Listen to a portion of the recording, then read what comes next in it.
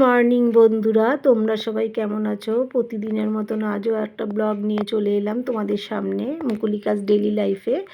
তা ডেলি লাইফে রোজ যা ঘটে সেটাই। তা আজকে ছুটির দিন, ছুটির দিনে একটু কাজটা বেশি চাপ পড়ে যায়। বিছনা টিছনা পরিষ্কারের পার্ট থাকে, ঘর দুয়ার পরিষ্কার করার পার্ট থাকে।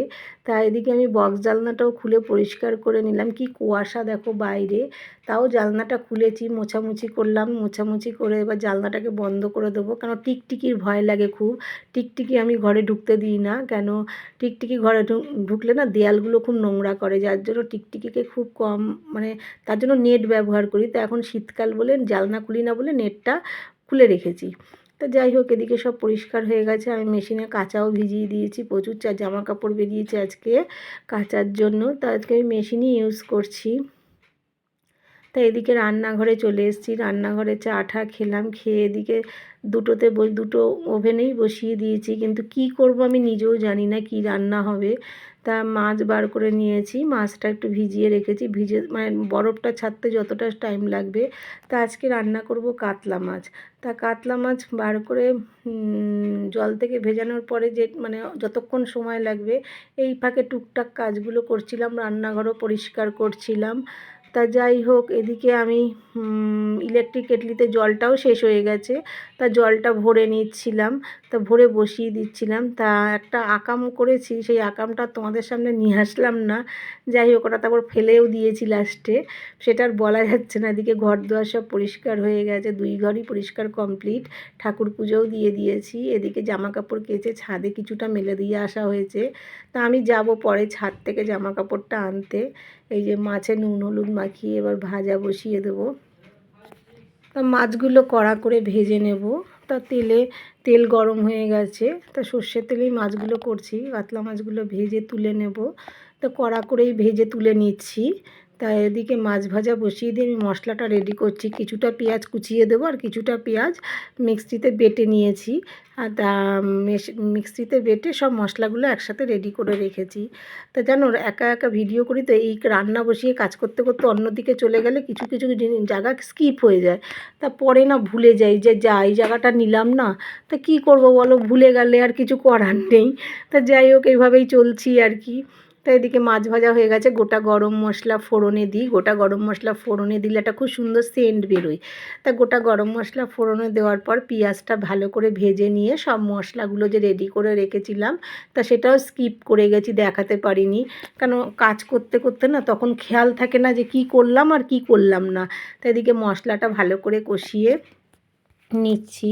নেওয়ার পরে এদিকে আমি আরেকটু বেশি করে একটু তেল দিলাম, মনে হলো তেলটা একটু কম কম লাগছে। তা তেলটা না দিলেও চলতো, অল্প তেলে করলেও হতো, কিন্তু আমার মনে হলো যেহেতু এক তরকারি ভাত, ওই জন্য একটু তেলটা দিলাম।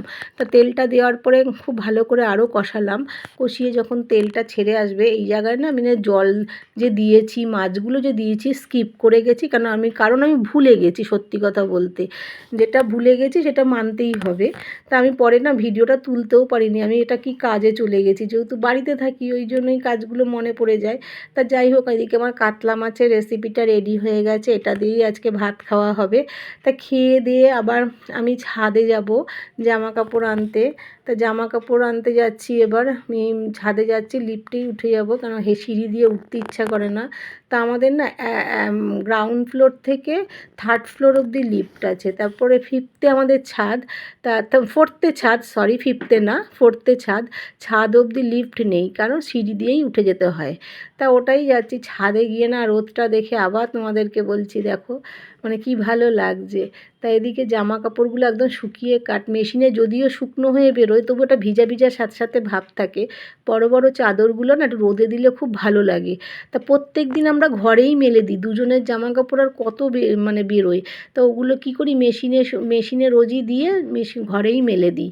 তা জামা কাপড়গুলো তোলা হয়ে গেছে, এক হাতে এতগুলো জামা কাপড়, এদিকে ফোন, আমি না মানে সামলাতে পারছিলাম না। তা যাই হোক, কিছু কিছু জায়গা আমি স্কিপ করে গেছি। তা আমি ছাদ থেকে জামা কাপড় পুরো তোলা হয়ে গেছে। আর এই জায়গাটা তো তোমাদের সবারই পরিচিত, একটু ঘুরলাম, খুব ভালো লাগছিলো ঘুরতে ছাদে। তা ছাদে কেউ সেরমভাবে ছিল না, একজন ছিল আর কি। তা এদিকে নেমে আসছি, সিঁড়ি দিয়ে নেমে এসে জামা কাপড়গুলো পুরো ভাঁজ করব, করে রেখে তারপরে ভাবছি একটু ঘুমোবো, তারপরে বিকেলে যদি কোথাও বেরোবো। তো এই প্ল্যান করেই আছি।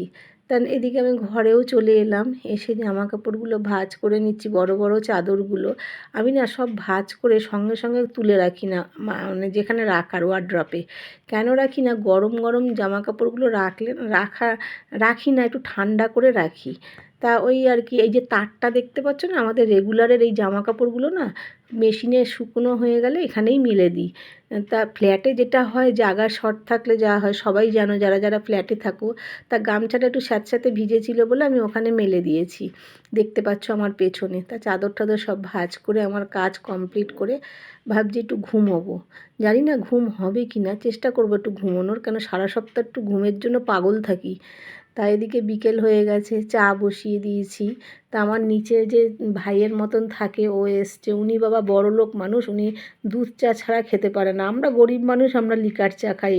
তা আমি আমার কর্তা দুজনেই লিকার চা খাই।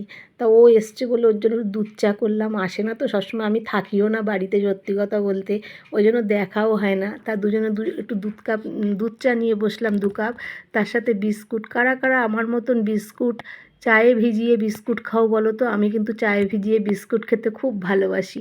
আর আমাকে নিয়ে না খুব ইয়ার্কি মারছে জানো তো, এই যে এই কথাগুলো আমি বলছিলাম, তারপরে আমাকে বলছে এগুলোও বলতে হবে। আমি যে হ্যাঁ বলতে হবে, যা। তাই যাই হোক, চলো, যদি ভিডিওটা আমার ভালো লাগে লাইক কমেন্ট শেয়ার করে আমার পাশে থেকো এবং সাবস্ক্রাইব করে দিও। Thank you for watching.